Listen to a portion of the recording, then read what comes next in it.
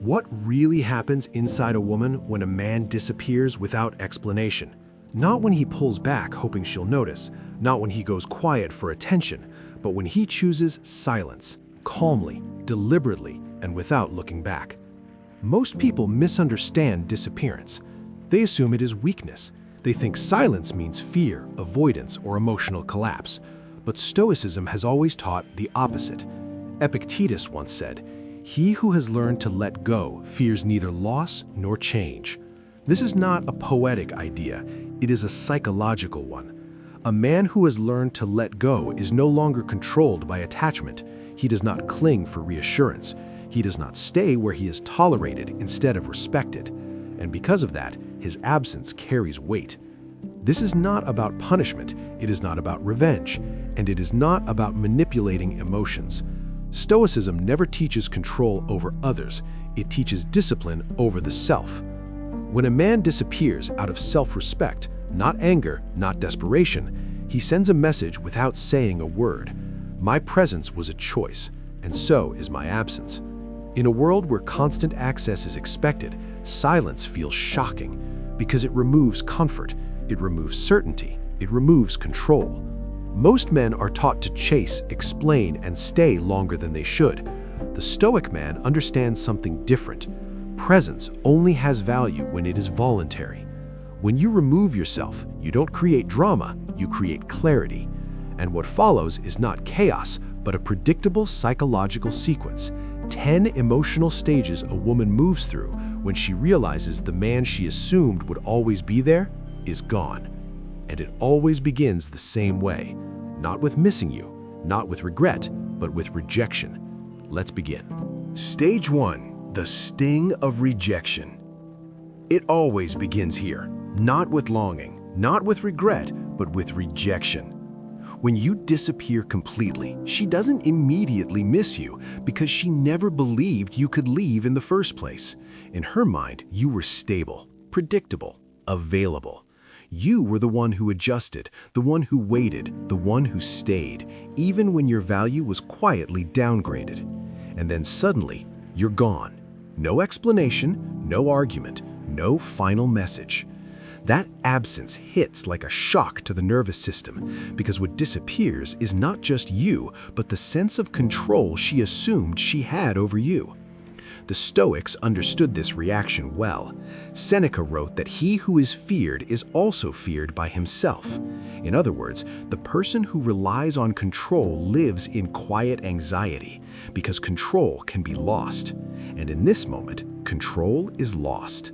She feels rejected not on the surface, but at the core. Because rejection here is not about romance, it is about status, about realizing that someone she saw as emotionally available has exercised the freedom to leave. This is where panic quietly enters. Questions begin forming before emotions do. How did I let this happen? Since when did he have the power to walk away? Why didn't I see this coming? When someone believes you will always be there, they treat you like a safety net, not a priority. And when that safety net vanishes, fear replaces comfort. This stage is destabilizing because it rewrites the dynamic. The man she assumed would stay has removed himself without permission. And once rejection lands, something else quickly follows. Not sadness, but absence. And the space you leave behind begins to speak louder than you ever did. That is where the second stage begins. Stage 2. The void of missing you. After the shock fades, something far more uncomfortable takes its place. Silence. At first, she convinces herself that nothing has changed. Life continues. Mornings come, messages arrive, just not from you. She stays busy, keeps moving, tells herself this is what freedom feels like. But freedom without meaning is just noise. What she begins to feel isn't sadness yet, it's absence, a quiet, undefined lack that shows up in ordinary moments, a joke that doesn't land, a conversation that feels hollow, a day that ends without the emotional weight it once had. You were never just there, you were the rhythm.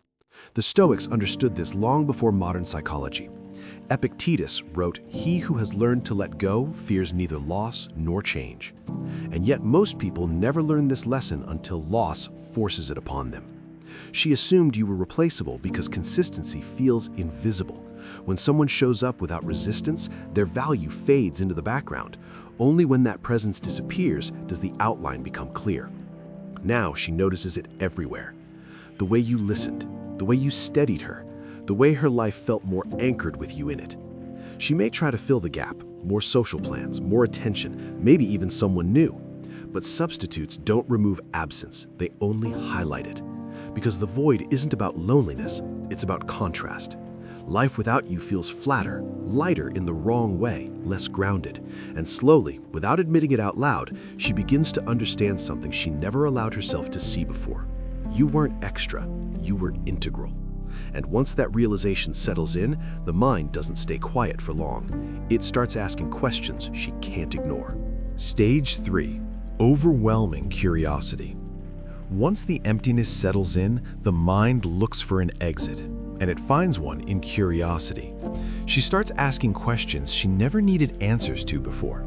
Not out loud, not to anyone who could hear, but internally, relentlessly. Where is he now? What is he doing? Who is he with? Curiosity begins as a whisper, but it doesn't stay quiet for long. When you disappear completely, you don't just remove your presence, you remove access. And access is what once made her feel secure, what allowed her to assume she knew you, where you were, and how available you would always be. Now that access is gone. The Stoics warned about this kind of mental unrest. Seneca wrote, "Nothing is so distressing to the mind as uncertainty, and uncertainty is exactly what your disappearance creates." She checks her phone more often than she should, scrolls through social media without intention, hoping to stumble across some trace of you, a post, a photo, a sign that you're still within reach, but there is nothing. No updates, no stories, no clues. And the absence of information becomes unbearable. The mind fills the gaps on its own. She imagines scenarios she can't verify. You happier, you detached, you moving on without hesitation. Each imagined version makes the curiosity sharper, more urgent. This is no longer casual interest, it's fixation. She may ask mutual friends under the guise of indifference. She may pretend she's just curious, but beneath that mask is discomfort, the realization that she no longer knows where she stands in your life. You were once predictable, now you are unknowable, and that loss of visibility strips away her sense of control. Because curiosity isn't really about you, it's about her fear of being irrelevant to someone who once felt close. The less she knows, the more she wants to know. And the more she wants to know, the more her thoughts spiral. Eventually, curiosity reaches a breaking point, because when the mind can't find answers outside, it turns inward, not by choice, but by necessity. Stage 4. Deep self-reflection. When curiosity can no longer find answers, it collapses inward. There is nowhere else to look, no new information, no confirmation, no external explanation to cling to, and so the attention turns back on her. This is the stage most people try to avoid because it strips away comfort. Without you there to react, respond, or absorb the tension, she is left alone with her own behavior and its consequences. The Stoics saw this as an unavoidable moment of truth. Marcus Aurelius wrote, "The soul becomes dyed with the color of its thoughts." When the noise fades, those thoughts become impossible to escape. She begins replaying the past, not selectively, but honestly. The moments she dismissed your effort, the times she delayed responding because she assumed you would wait, the way she grew comfortable, then careless. What once felt insignificant now feels revealing. There is no argument to win anymore, no version of events to reshape. You were not there to reassure her or soften the realization, and without that buffer, denial collapses. This is where regret enters, not loudly, but persistently. She starts to recognize patterns she avoided before, not just what went wrong, but how her behavior contributed to it. The imbalance becomes clear, not because you accused her, but because your absence removed the illusion that everything was fine. Self-reflection deepens when there is no one left to blame. She may try to justify her actions at first, everyone does, but justifications weaken under repetition, and eventually, a quieter thought emerges. I didn't value this when I had it. That realization is heavy because it carries responsibility, and responsibility changes the emotional landscape. Reflection no longer stays passive. It creates tension, the kind that demands correction, repair, or relief. This is the moment when understanding turns into desire, not curiosity anymore, something stronger, something urgent. Stage 5. The urge to pursue. What happens when someone realizes they may never get another chance to fix what they broke? That question begins to haunt her. After reflection has stripped away excuses and regret has taken root, something shifts inside her. The focus is no longer on understanding the past, it's on reclaiming what feels dangerously close to being lost. This is where pursuit begins. For the first time, the imbalance reverses. You were once the one reaching out, adjusting, waiting. Now she feels the pull to close the distance you created, not calmly, not strategically, but emotionally. The Stoics warned about desire born from fear. Epictetus observed, desire and happiness cannot live together. And here, desire is fueled by the fear of permanent loss. She starts small, a casual message, a reaction to something old, a subtle signal meant to test the waters without risking rejection. If that fails, she escalates. Late-night texts, emotional reminders, apologies framed as nostalgia. None of this is accidental. Pursuit is not about love in this stage, it's about restoring control. Your disappearance disrupted the dynamic she relied on. By walking away without explanation, you removed her ability to predict your behavior. And unpredictability is deeply unsettling to someone who once felt secure in your availability. What she feels now is urgency. The realization that time may not be on her side, that silence may not be a tactic but a decision. And that thought pushes her to act in ways she once believed she never would. But here's the paradox. The more she pursues, the more the shift in power becomes undeniable. Every unanswered message reinforces the truth she is struggling to accept. She no longer dictates the pace, the terms, or the outcome. And that loss of control intensifies everything she feels. Because when pursuit doesn't bring relief, it creates pressure. And pressure eventually fractures into something far less stable, a conflict between wanting freedom and fearing regret. That internal battle is where the next stage quietly begins. Stage 6. Relief collides with regret. What if losing you felt good at first and devastating later? That's the contradiction she now lives with. In the early days of your disappearance, she may feel a strange sense of relief. No expectations, no emotional weight, no need to explain herself. She tells herself this is freedom, that life feels lighter without having to consider you. For a moment, she believes it. The Stoics understood how deceptive this feeling can be. Seneca warned, pleasures, when they go beyond a certain limit, are but punishments. Relief that comes from avoidance never lasts. At first, she leans into distraction, more social plans, more noise, more movement, anything to reinforce the story that she's better off this way. And on the surface, it almost works. Until the quiet returns. Because relief fades quickly when it isn't rooted in peace. And when the excitement wears off, regret begins to surface, slow, persistent, and heavy. She notices it when the day ends and there's no one to share it with, when conversations feel shallow, when attention from others lacks depth.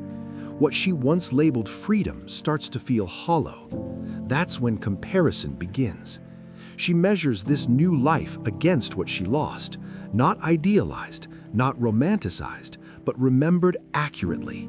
The stability, the understanding, the way you showed up without needing to be chased. And regret doesn't come as panic yet. It comes as realization. The relief she felt wasn't strength, it was escape. And escape has an expiration date. Now she feels caught between two emotions pulling in opposite directions. One part of her wants to justify the loss. The other knows something valuable is gone. This internal conflict is exhausting because she can't go back to ignorance. She's already seen what life looks like without you, and she can't fully move forward either, not while regret keeps pulling her attention backward. This is the stage where emotions destabilize, and when emotional balance collapses, people don't act calmly. They start grasping for control, and that is where behavior begins to change. Stage 7. The game returns. What do people do when they feel they're losing control but refuse to admit it? They play games. By now, regret has settled in and release has lost its shine. She feels the imbalance clearly, but instead of confronting it directly, she tries something safer, something indirect: control through performance. The Stoics warned against this instinct. Epictetus said, "If you want to improve, be content to be thought foolish and stupid." But most people would rather manipulate than be honest. She begins to curate an image. Photos that look happier than she feels. Moments shared publicly but staged privately. Hints of moving on meant to be seen by you, or at least by someone who might report back. This isn't confidence, it's compensation. She wants a reaction, any reaction, because a reaction would mean she still matters in your world, that she still has influence. She may act distant on purpose or suddenly overly warm. She may post cryptic messages, subtle provocations, or exaggerated signs of joy. Each move is calculated not to communicate truth, but to provoke uncertainty. But here's the shift she doesn't expect. You don't respond. No engagement, no correction, no reassurance. And without your participation, the game collapses. Games only work when both sides play, and your silence removes the board entirely. What once might have triggered jealousy or pursuit now falls flat, exposed as effort without effect. That's when frustration sets in, because manipulation without feedback feels humiliating. The strategies that once worked no longer land, and the harder she tries to provoke a response, the clearer it becomes. She no longer holds leverage. This is destabilizing, not because you rejected her directly, but because you refuse to be pulled back into the dynamic at all. And when games fail, something far heavier replaces them. Not noise, not performance, silence. And silence carries a weight most people are unprepared to face. Stage 8. The weight of silence. What happens when there is nothing left to provoke, manipulate, or fix? Silence answers that question. By now, she has tried everything she knows how to try. Reflection, reaching out, pulling back, performing, playing games, and none of it has brought you back into her orbit. So what remains is quiet. The Stoics understood silence not as emptiness, but as exposure. Seneca wrote, "Nothing is more powerful than an untroubled mind." And your silence becomes proof of that power. This is not the silence of confusion. It is the silence of finality. She expected resistance, a reaction, a question, even anger would have been something. But your absence offers no friction, only space. And space forces confrontation. With no messages to read, no arguments to replay, no signs to interpret, her thoughts grow louder. The very silence she once filled with distraction now presses in on her. She starts remembering the times she ignored your messages, the moments she assumed you would always be there. Now she understands what it feels like to be on the other side of that silence, and it is unbearable. In a world built on constant communication, silence feels like rejection amplified. It stretches time. Minutes feel longer, days feel heavier, Every unanswered thought compounds the discomfort, because silence removes ambiguity. It doesn't argue, it doesn't explain, it doesn't negotiate, it simply exists. And in that stillness, she begins to sense something deeply unsettling. You are not waiting. You are not holding space. You are not preparing a response. You have moved on internally. And that realization lands harder than any words ever could. Silence has done what confrontation could not. It has made the loss undeniable. And when loss becomes undeniable, fear finally takes its place at the center of the mind. Not curiosity, not regret, fear. Stage 9. Fear replaces hope. What is more frightening than losing someone? Realizing they no longer need you. At this stage, fear fully takes over. Not the loud, dramatic kind, but a quiet, creeping fear that settles into the chest and refuses to leave. Hope has dissolved. The belief that there's still time begins to fade, and in its place comes a realization she can no longer outrun. You are not coming back. The Stoics understood this moment well. Marcus Aurelius wrote, "You suffer more in imagination than in reality." But now, imagination stops protecting her. It turns against her. She begins to imagine a future where you are happy without her, where your life continues smoothly, uninterrupted by her absence, where someone else may receive the presence she once took for granted. And this thought is devastating, because fear here is not about loneliness, it is about irrelevance.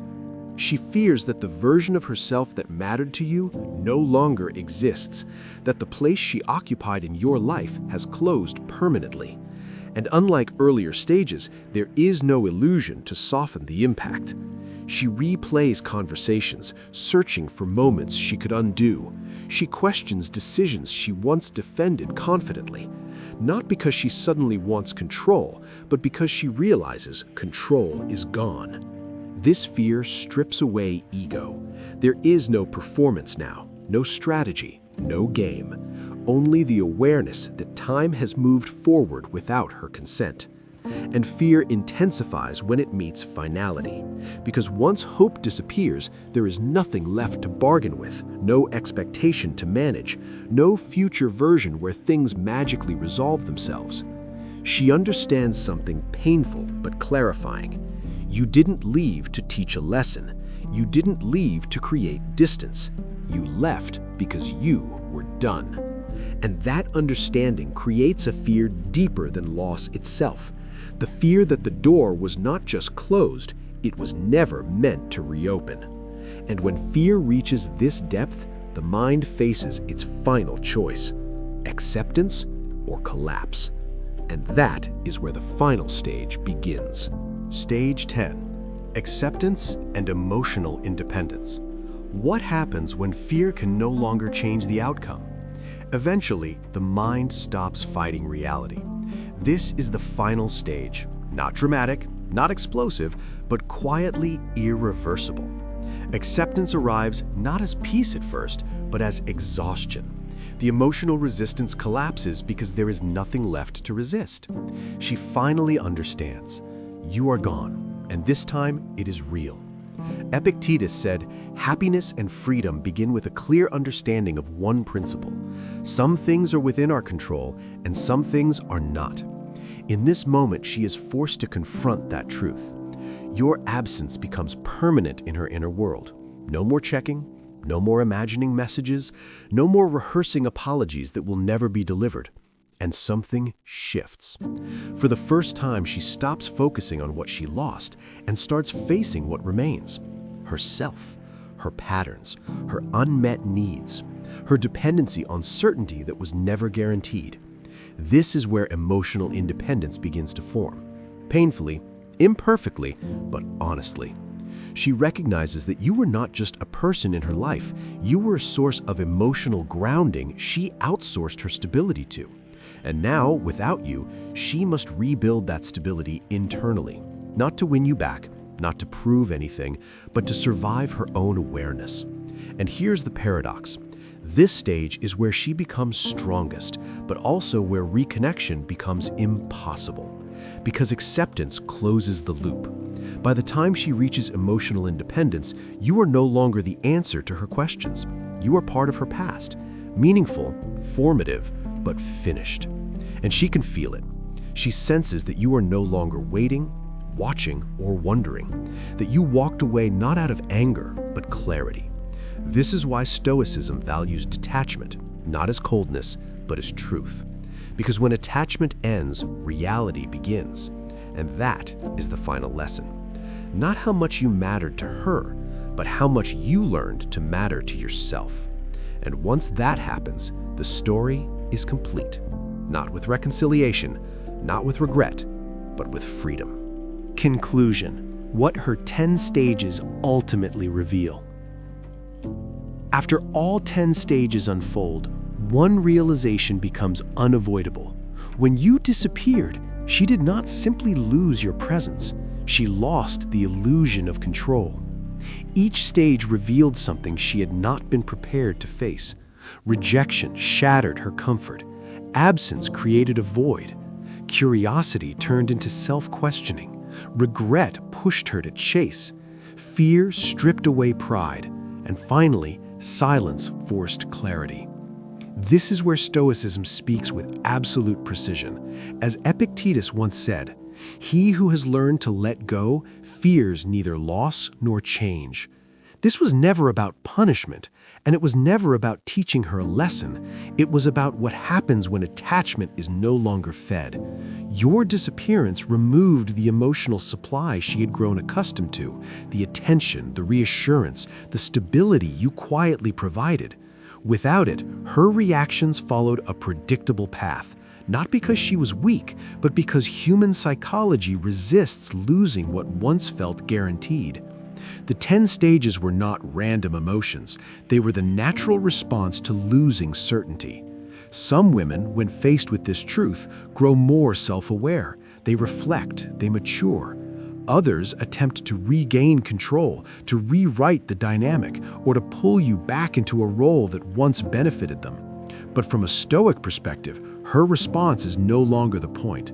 The moment you walked away, without hostility, explanation, or drama, the power dynamic revealed itself, not through force, but through absence. And that is the quiet strength Stoicism teaches. Thank you for watching Stoic Wisdom today. If this video resonated with you, you're in the right place. This channel is about understanding men, women, and relationships without resentment, only clarity. Subscribe to us and share in the comments which stage revealed the most truth to you. Because once you understand the pattern, you no longer get trapped inside it. Until next time, stay grounded, stay calm, stay stoic.